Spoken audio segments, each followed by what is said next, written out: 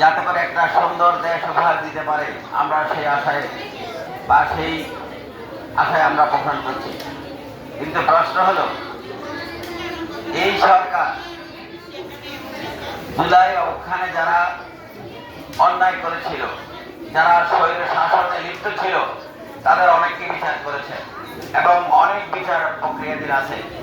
এতে প্রমাণিত হচ্ছে যে যারাই এই দেশে দুঃশাসন পরিচালনা করবে তাদের কারো ক্ষমা করা হবে না। আমরা আশা করব এই সরকারও তাহা করবেন না। তোমরা নবীন এবং তরুণ, জুলাই আন্দোলন যে কারণে হয়েছিল যে চাকরির কোঠা সম্পর্কে, তোমরা যাতে করে ভালো পড়ালেখা করে নিজের জীবনকে গঠন করতে পারো, যাতে করে তোমরা সরকারি চাকরিতে যোগদান করতে পারো, সেভাবে তোমাদের জীবনকে পরিচালিত করো, এই প্রত্যাশা রেখে আমি আমার বক্তব্য শেষ করছি।